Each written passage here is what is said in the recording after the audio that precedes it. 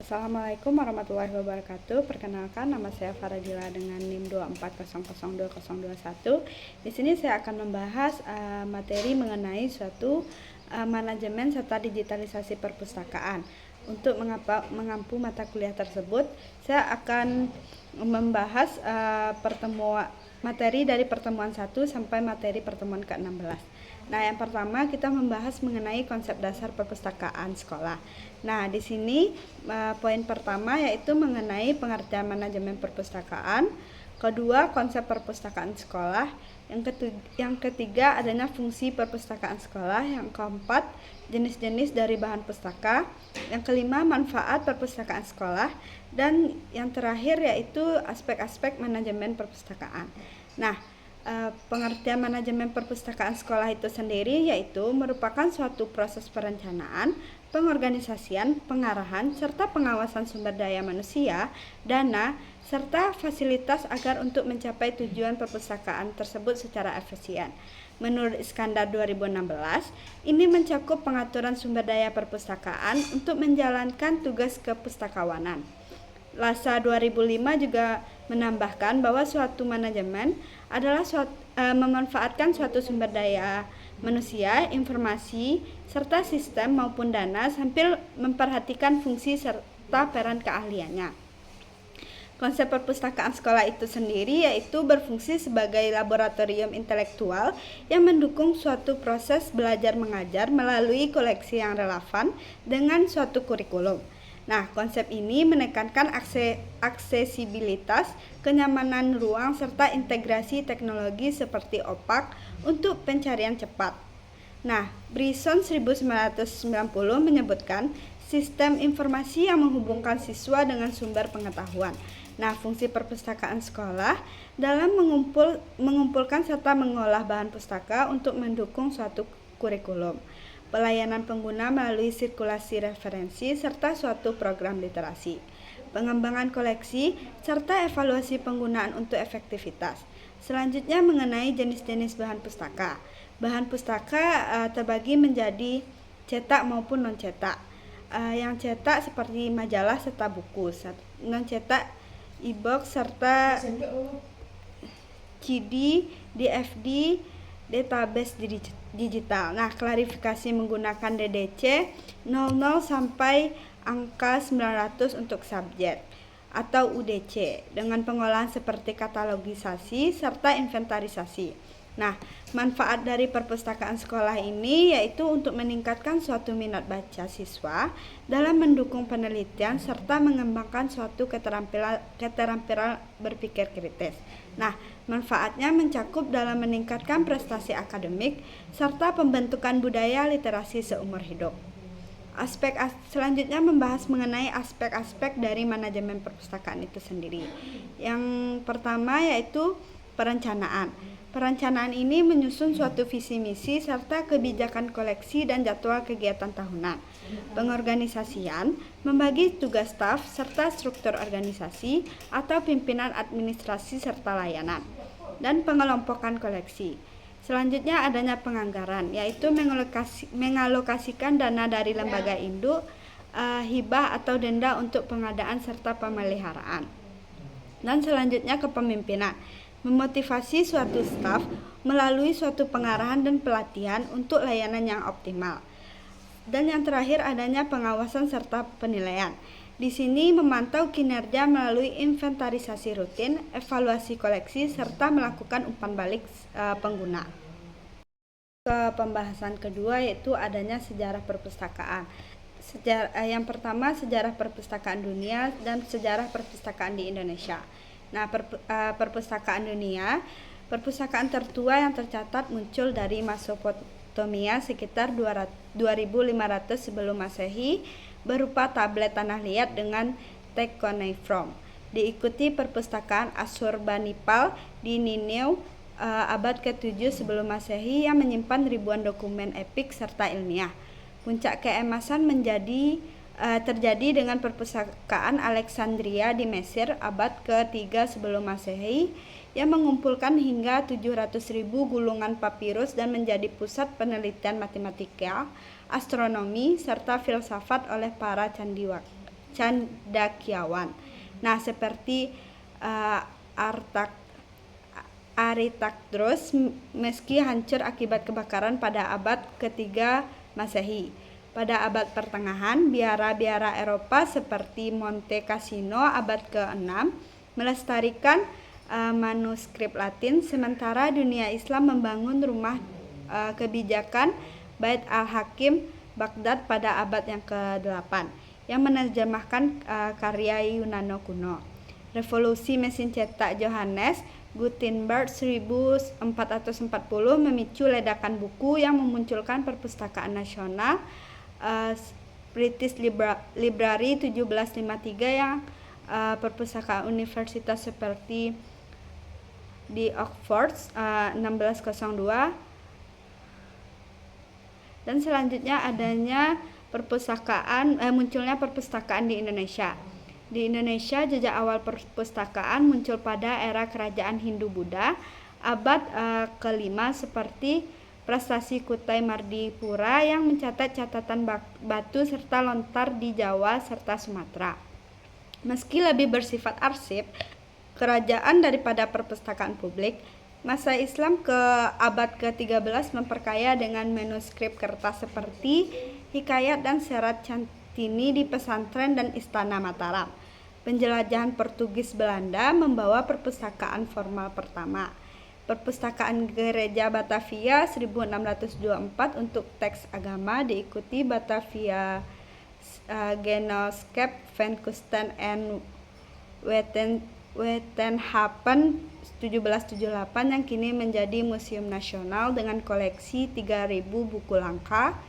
Dan pada era Jepang 1942 sampai 1945, perpustakaan sementara dibentuk untuk propaganda, tapi pasca kemerdekaan 1945, momentum besar terjadi dengan Undang-Undang Nomor 19 1954 tentang Perpustakaan Rakyat. Pendirian Perpustakaan Republik Indonesia 1954 dipimpin oleh Taqiyuddin dan jaringan perpustakaan sekolah atau universitas pada 1960. Era reformasi sampai dengan 1998 sampai dengan sekarang melihat digitalisasi seperti resources, perpusnas, dan perpustakaan pintar di suatu daerah. Materi selanjutnya itu mengenai dasar hukum perpustakaan sekolah. Yang pertama ada Undang-Undang Nomor 43 Tahun 2007 tentang perpustakaan. Undang-undang ini mendefinisikan suatu perpustakaan sebagai institusi profesional, pengelolaan koleksi karya tulis, cetak, serta rekaman untuk pendidikan, penelitian, pelestarian, serta rekreasi. Pada pasal 23 ayat 1, mewajibkan setiap sekolah maupun madrasah menyelenggarakan suatu perpustakaan yang memenuhi standar nasional perpustakaan sesuai standar pendidikan. Dengan koleksi buku teks wajib mencakup semua peserta didik, bertanggung jawab mengembangkan suatu sistem nasional perpustakaan untuk mendukung pendidikan nasional pasal 7. 2. Permendiknas nomor 24 tahun 2007, Peraturan Menteri Pendidikan Nasional ini mengatur suatu standar fasilitas serta infrastruktur sekolah, termasuk perpustakaan sebagai sarana utama pembelajaran. Perpustakaan sekolah wajib memiliki ruang minimal 10% luas bangunan sekolah, dilengkapi koleksi sesuai kurikulum serta dikelola oleh pustakawan, berkualifikasi untuk mendukung suatu proses belajar mengajar. Yang ketiga adanya Permendiknas nomor 25 tahun 2008.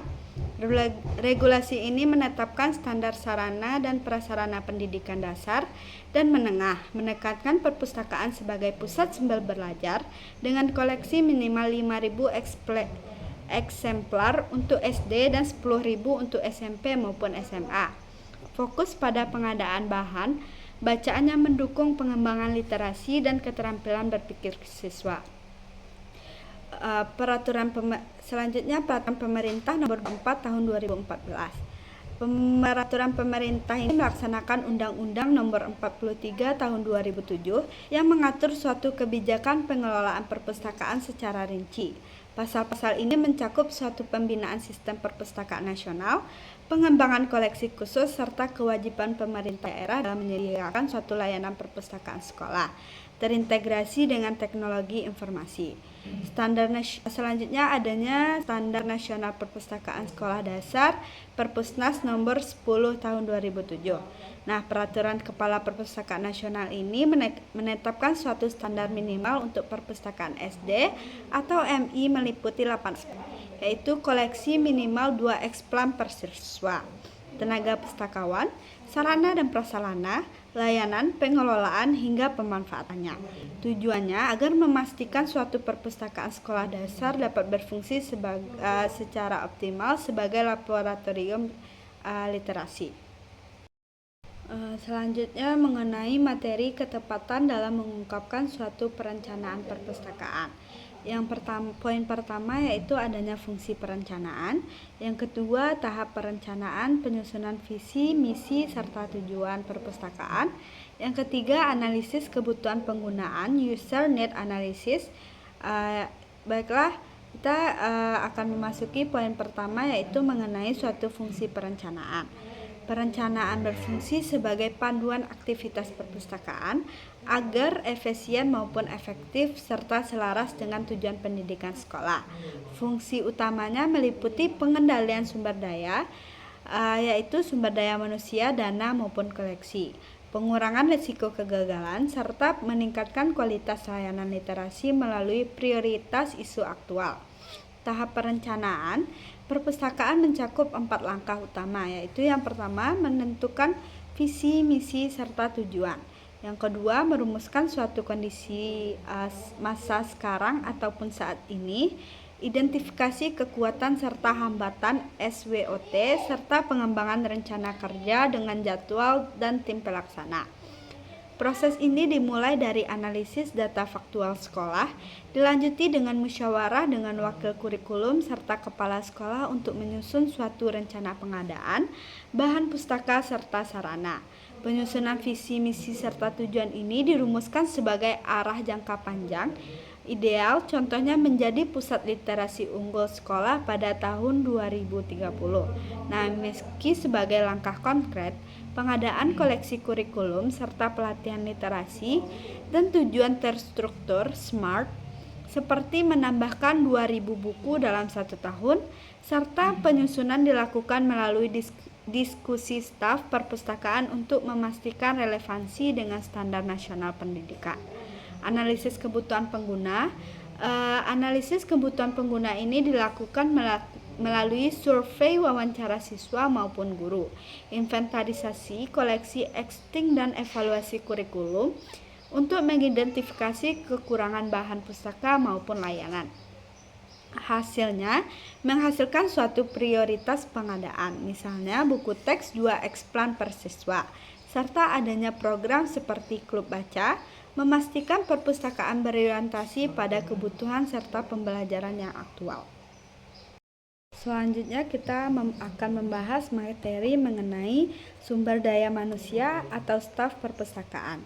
Yang pertama, rekrutmen staf perpustakaan, penempatan, pendidikan dan pelatihan magang, imbalan serta kompensasi, kinerja staf perpustakaan, pembinaan staf perpustakaan, serta sumber daya manusia perpustakaan digital. Nah, poin pertama di sini kita akan membahas mengenai rekrutmen staf. Perpustakaan rekrutmen dilakukan melalui perencanaan kebutuhan sumber daya manusia berdasarkan analisis jabatan, diikuti oleh seleksi kandidat dengan kualifikasi pendidikan minimal D3 atau S1, kepustakawanan atau bidang yang terkait. Nah, tes kompetensi pustakawan dan wawancara untuk memastikan kesesuaian dengan tugas seperti pengelolaan koleksi atau layanan pengguna. Proses ini bersinergi dengan Badan Kepegawaian institusi untuk transparansi serta akuntabilitasnya. Yang poin kedua yaitu adanya penempatan staf. Nah, penempatan ini mengacu pada job matching berdasarkan kompetensi, pengalaman, serta kebutuhan unit seperti pengolahan, sirkulasi atau referensi dengan mempertimbangkan rotasi jabatan untuk pengembangan karir dan menghadiri kebosanan penempatan awal, disertai orientasi untuk adaptasi cepat yang berhadapan dengan prosedur perpustakaan itu sendiri. Yang ketiga, adanya pendidikan, pelatihan, serta magang. Pendidikan ini difokuskan pada studi yang melanjutkan studi S2 kepustakawan. Sementara pelatihan mencakup workshop, katalogisasi, DDC ataupun OPAK, layanan digital dan soft skill, magang untuk fresh graduate melatih praktik lapangan seperti pengelolaan koleksi digital. Program ini dirancang berkelanjutan untuk meningkatkan suatu pengetahuan, keterampilan, dan sikap profesionalnya. Yang keempat, imbalan serta kompensasi. Imbalan ini terdiri dari gaji pokok sesuai dengan golongan PNS, honor dengan disesuaikan undang-undang kepegawaiannya, tunjangan kinerja, insentif, prestasi, serta fasilitas non-finansial seperti cuti atau pengembangan karir. Nah, kompensasi ini dirancang secara adil untuk memotivasi serta retensi suatu staf yang berkualitas tinggi. Pembahasan yang kelima yaitu kinerja staf perpustakaan. Evaluasi kinerja menggunakan suatu indikator kuantitatif, jumlah koleksi diolah dan pengguna dilayani, dan kualitatif akurasi layanan inovasi dengan metode 360 derajat serta Key Performance Indicator KPI tahunan untuk umpan balik serta perbaikan. Yang keenam, adanya pembinaan suatu staf perpustakaan. Pembinaan ini melibatkan coaching, mentoring, serta pengembangan karir melalui suatu promosi, mutasi, atau partisipasi seminar suatu perpustakawanan, bertujuan dalam membangun suatu loyalitas, integritas, serta kompetensi agar berkelanjutan staf berkontribusi maksimal. Dan yang terakhir adalah sumber daya manusia perpustakaan digital. SDM perpustakaan digital memerlukan keterampilan IT seperti pengelolaan OPAK, repositori digital, serta literasi maupun informasi digital. Dengan pelatihan khusus untuk transisi dari perpustakaan konvensional ke hibrid. Baiklah, selanjutnya kita membahas mengenai suatu koleksi perpustakaan. Poin pertama mengenai suatu pengertian koleksi perpustakaan itu sendiri. Koleksi perpustakaan tersebut didefinisikan sebagai semua bahan pustaka atau informasi dalam bentuk karya ilmiah, cetak, rekam, dan media lain yang dihimpun, diolah, disimpan, serta dilayani untuk memenuhi suatu kebutuhan informasi pemustakawan. Sesuai Undang-Undang Nomor 43 Tahun 2007, Pasal 1 dan Ayat 2, koleksi ini mencakup suatu bahan lama maupun mutakhir yang mendukung suatu program pendidikan, penelitian, dan pengabdian masyarakat dengan tujuan dapat meningkatkan suatu kecerdasan bangsa dan melalui akses informasi yang tepat guna. Yang kedua, mengenai jenis koleksi perpustakaan. Koleksi perpustakaan terbagi menjadi koleksi cetak maupun non-cetak. Yang cetak seperti buku teks, referensi, majalah, koran, serta disertasi, sedangkan koleksi non-cetak meliputi CD, DVD, kaset audio maupun video, serta bahan mikrofilm. Sementara koleksi digital mencakup e-books, e-journal, database online, serta repositori institusional. Jenis lain termasuk koleksi khusus seperti arsip lokal, koleksi langka, ataupun multimedia yang disesuaikan dengan kebutuhan pemustaka, institusi seperti sekolah, universitas, atau umum lainnya. Yang ketiga, mengenai pengembangan koleksi perpustakaan. Pengembangan koleksi adalah suatu proses berkelanjutan yang melibatkan suatu evaluasi kebutuhan pemustaka, seleksi bahan, koordinasi kebijakan, pemeliharaan, weeding, serta kerjasama antar perpustakaan untuk mengisi kekurangan. Menurut Ala Glossary, ini mencakup identifikasi kebutuhan, studi pemakai, serta perencanaan sumber daya guna, memastikan koleksi relevan, aktual, serta berdaya guna dan tepat waktu. Selanjutnya, pengadaan koleksi perpustakaan. Pengadaan koleksi dilakukan melalui suatu metode pembelian langsung, tender hibah, serta sumbangan atau pertukaran. Dengan langkah awal analisis kebutuhan berdasarkan usulan pemustaka dan evaluasi anggaran, serta seleksi sesuai dengan kriteria kualitas, relevansi, serta formatnya. Proses ini dilanjutkan dengan verifikasi, penerimaan barang, pencatatan inventaris, hingga pengolahan teknis, seperti katalogisasi untuk integrasi ke dalam sistem OPAK. Materi selanjutnya yaitu mengenai klasifikasi perpustakaan. Yang pertama, klasifikasi perpustakaan itu didefinisikan sebagai pemberian simbol atau notasi kepada bahan pustaka untuk mengelompokkannya menurut kedudukan subjek dalam ilmu pengetahuan secara hierarki dan base. Tujuan utamanya memudahkan temuan kembali informasi oleh pemustaka, mengevaluasi kesinambungan dan kekurangan koleksi dalam mengembangkan koleksi secara terarah, meningkatkan efisiensi operasional petugas, serta menyusun bibliografi subjek yang koheren untuk penelitian mendalam. Selanjutnya, adanya prinsip pengklasifikasian, yaitu meliputi homogenitas, mengelompokkan suatu bahan bertema serupa, konteks hierarki dari umum ke khusus, fleksibilitas terhadap perkembangan ilmu baru, konsistensi penerapan oleh semua petugas, serta kegunaan maksimal bagi pemustaka awam maupun ahli. Prinsip permanen subjek atau inti dari buku diutamakan daripada elemen sementara seperti penulisan serta tahun terbit, dengan adaptasi konteks seperti perpustakaan sekolah yang sederhana maupun universitas yang kompleks. Yang ketiga, sistem klasifikasi. Sistem klasifikasi terbagi dari enumeratif, daftar siap pakai atau DDC maupun LCC, hierarkis, faseta, kombinasi antara variabel, dan campuran. Di Indonesia, DDC dominan untuk perpustakaan umum atau sekolah karena sederhana dan murah, LCC untuk akademik besar, serta UDC untuk teknis maupun spesialis. Sedangkan sistem nasional seperti KKD, klasifikasi kebutuhan dasar, jarang digunakan. Keempat, Dewey Decimal Classification atau DDC diciptakan oleh Melvin pada tahun 1876. Edisi ke-23 tahun 2011 dengan Web Dewey. Membagi ilmu ke 10 kelas utama, 00 sampai 900 menggunakan notasi desimal tak terbatas untuk spesifisitas, seperti 5110.92 untuk biografi matematikawan. Sistem ini enumeratif fleksibel.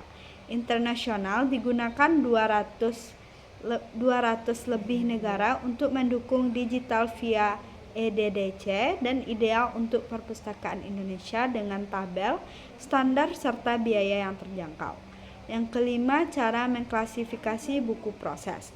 Pengklasifikasian 1. Menganalisis suatu subjek utama, daftar sampul, prolog, daftar isi, serta indeks. Yang kedua, mencari nomor DDC di tabel utama atau instruksi relatif. Yang ketiga, dengan cara menghitung notasi penulis, suku kata kater, misalnya CHA untuk Chapman. Yang keempat, adanya tambahan tombol atau edisi jika berlaku. Yang kelima, bentuk nomor panggilan lengkap. Contohnya 025.43 CHA P2020. Yang keenam, label buku input OPAK atau sirkulasi verifikasi silang. Yang ketujuh yaitu evaluasi ulang jika ambigu. Latihan rutin serta software seperti Lipsys dengan meningkatkan suatu akurasi. Selanjutnya materi mengenai katalogisasi perpustakaan. Nah, Katalogisasi sendiri itu dapat didefinisikan sebagai aktivitas pembuatan rekaman bibliografi lengkap yang mencakup elemen utama seperti judul, pengarang, pernyataan tanggung jawab, edisi, penerbit, tempat terbit, tahun terbit, ISBN atau ISSN, jumlah halaman, serta deskripsi fisik dari bahan pustaka untuk membentuk suatu katalog sebagai kunci utama. Temu balik informasi. Fungsi utamanya yaitu meliputi memfasilitasi pencairan cepat oleh pemustaka melalui berbagai akses poin, mengorganisir koleksi secara logis untuk inventarisasi serta weeding, menyediakan metadata lengkap tentang ketersediaan serta lokasi rak, serta mendukung analisis penggunaan koleksi di era digital dengan integrasi opak. Yang kedua, macam-macam katalogisasi. Katalogisasi hadir dalam beragam bentuk, antara lain yaitu kartu tradisional dibagi entry pengarang, judul, subjek, serta sistematis. Katalog buku cetak seperti kardex atau lembaran lepas. Katalog digital berbasis opak atau online public access katalog yang searchable secara online. Katalog induk nasional atau regional, union katalog seperti dikelola oleh Perpustakaan Nasional. Katalog terintegrasi menggunakan software SLIM, SIPR, serta katalog subjek khusus dengan daftar tajuk seperti Search List of Subject Heading. Bentuk hibrid modern menggabungkan suatu fisik serta digital untuk perpustakaan sekolah, universitas. Nah, selanjutnya adanya tujuan katalogisasi.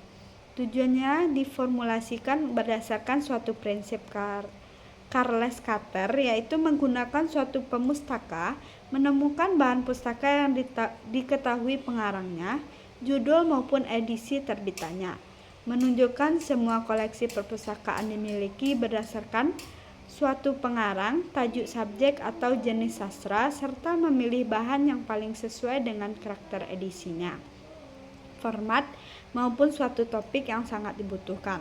Secara luas ini sangat mendukung suatu pengendalian bibliografi nasional, interlibrary loan, dan evaluasi kualitas koleksi yang mengembangkan suatu layanan informasi.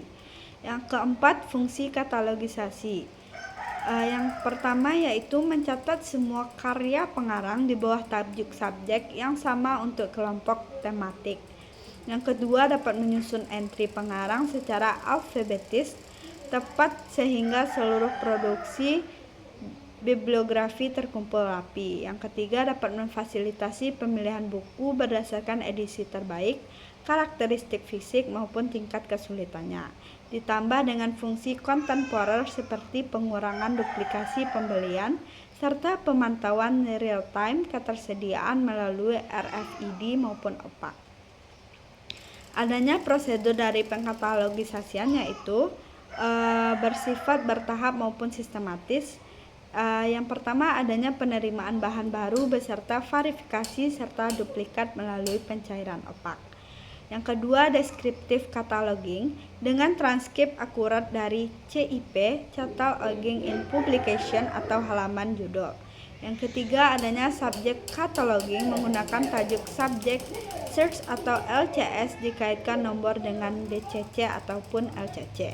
Yang keempat, klasifikasi lengkap dengan chapter, order, tabel, dan tambah tombol. Misalnya T untuk terjemahan. Pembuatan entry multiple dan input data ke sistem manajemen perpustakaan seperti SLIM dan Koha. Selanjutnya, pencetakan label spin dan pemasangan berkode, serta pengecekan akhir dan integrasi ke rak sirkulasi, dan objek berkala untuk revisi atau relokasi.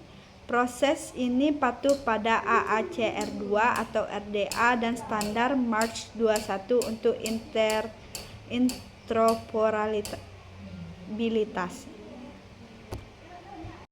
Materi mengenai suatu pelayanan perpustakaan, yaitu adanya pelayanan sirkulasi, referensi, literasi informasi, serta program lainnya. Pelayanan sirkulasi sendiri yaitu melibatkan suatu pengelolaan peminjaman, mengembalikan suatu bahan pustaka, pendaftaran anggota baru, serta memperpanjang suatu pinjaman, pengaturan denda keterlambatan, dan reservasi buku melalui OPAK serta kartu anggotanya.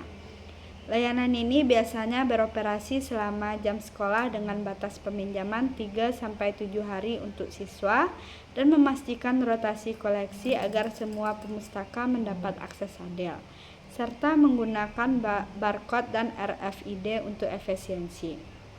Yang kedua, pelayanan referensi. Pelayanan referensi ini memberikan bantuan langsung kepada pemustaka untuk menemukan informasi cepat menggunakan koleksi, ensiklopedia, kamus, handbook, biografi, peta, dan direktori yang dibaca di tempat saja. Petugas menjawab pertanyaan atau membimbing penelusuran OPAK, menyusun bibliografi, serta mengawasi pengguna agar koleksi terpelihara dengan tujuan dapat mendukung tugas sekolah, penelitian sederhana, dan memilih sumber yang tepat digunakan. Selanjutnya, pelayanan literasi informasi. Pelayanan literasi informasi ini mengajarkan suatu keterampilan dalam mencari, mengevaluasi, serta menggunakan informasi secara etis melalui bimbingan kelompok atau individu, termasuk pengenalan OPAK, pencitraan sumber kredibel, citasi, serta etika plagiarisme. Layanan ini terintegrasi dalam kegiatan sekolah dalam membangun suatu pemustaka mandiri yang melek ke informasi digital. Yang keempat, adanya program teknis lainnya. Program teknis lainnya ini mencakup pengaturan wajib baca mingguan untuk siswa guna untuk meningkatkan suatu minat baca, pelatih perpustakaan bagi guru, siswa tentang katalogisasi dan literasi. Promosi ini melalui poster atau media sosial maupun pameran buku.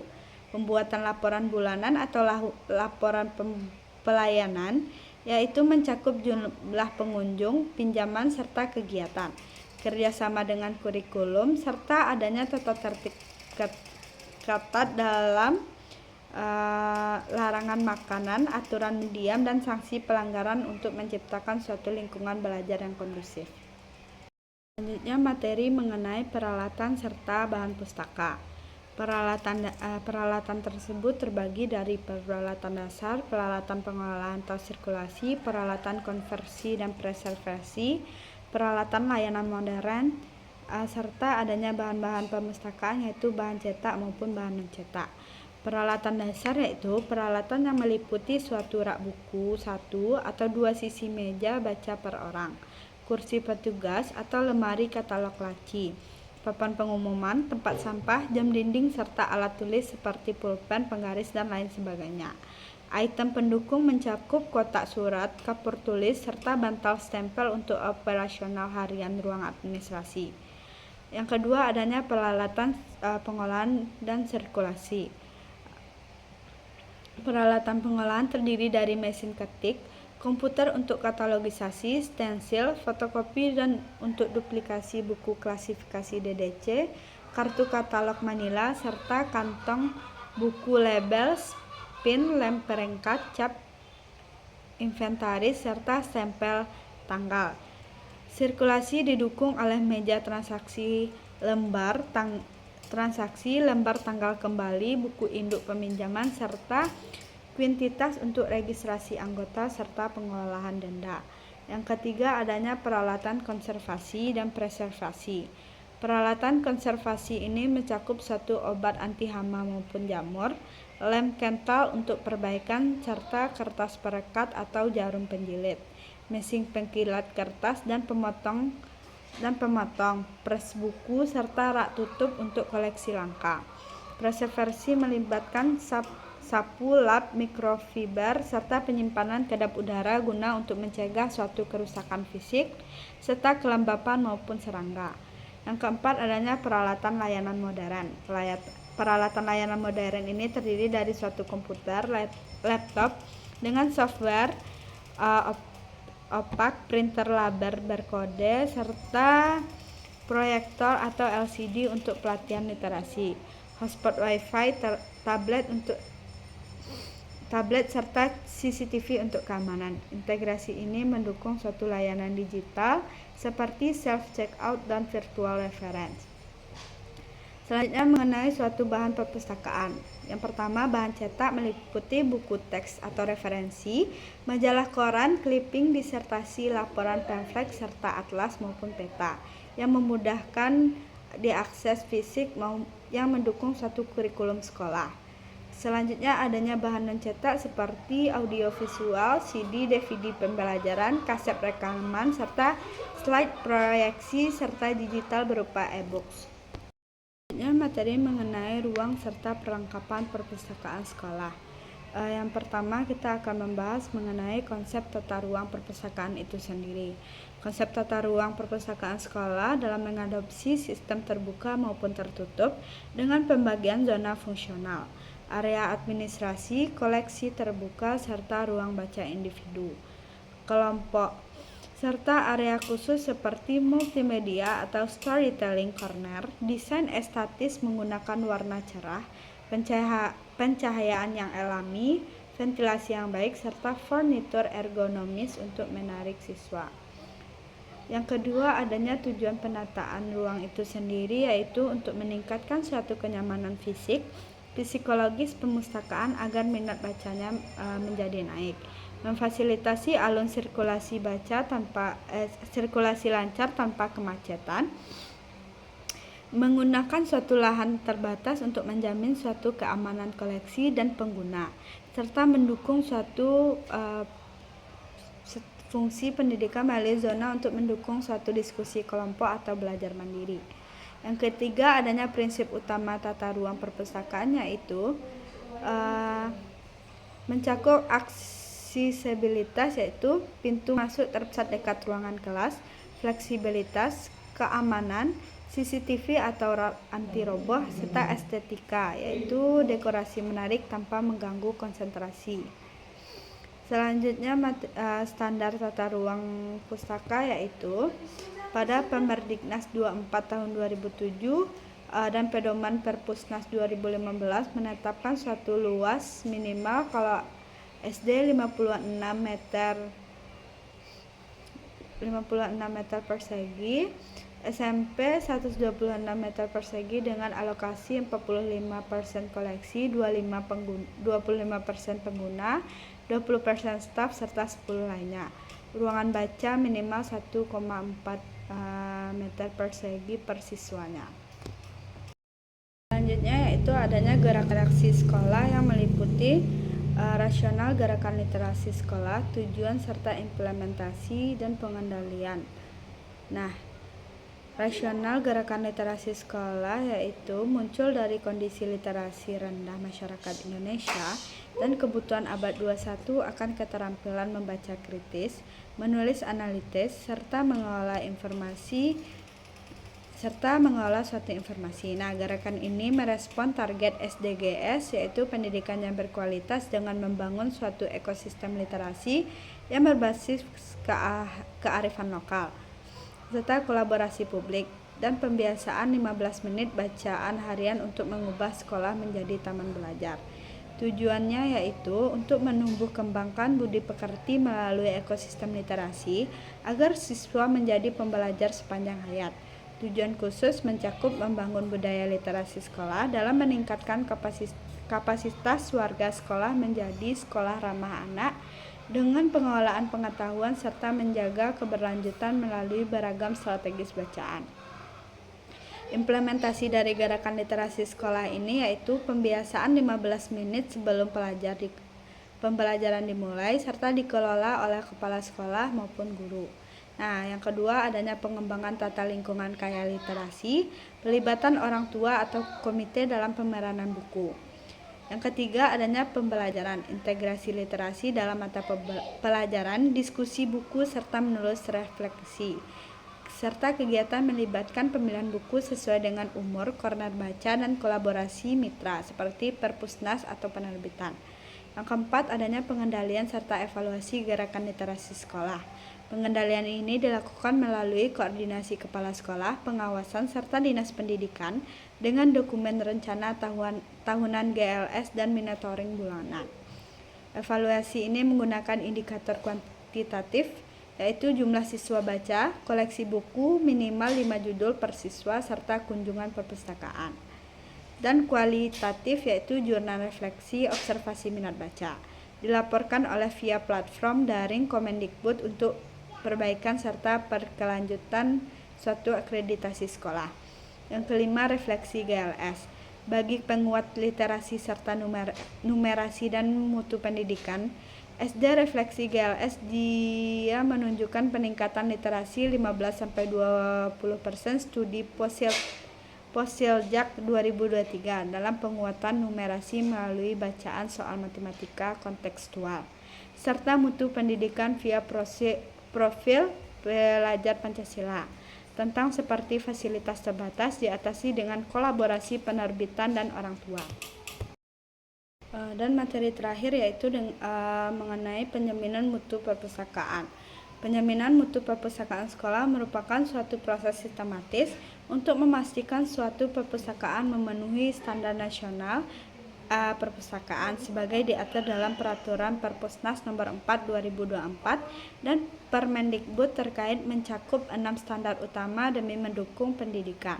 Nah, standar utama penjaminan mutu pendidikan berlandaskan 6 standar perpustakaan, yaitu koleksi, yang kedua sarana dan prasarana, yang ketiga adanya pelayanan, yang keempat tenaga, yaitu pustakawan tersertifikasi, yang kelima adanya penyelenggaraan, yang keenam pengelolaan, serta adanya standar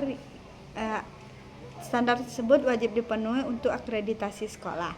Nah, manfaat dan dampaknya yaitu penjaminan mutu ini menghasilkan perpustakaan prima yang meningkatkan literasi 20-30%, yang mendukung suatu kurikulum merdeka atau profil pelajar Pancasila melalui akses informasi.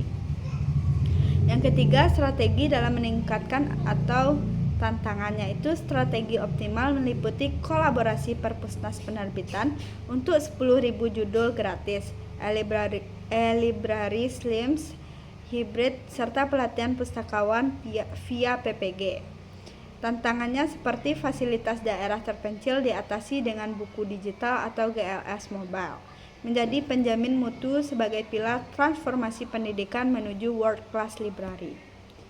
Baiklah, itu saja materi yang dapat saya jelaskan. Kalau ada kata-kata saya yang salah, mohon dimaafkan. Assalamualaikum warahmatullahi wabarakatuh.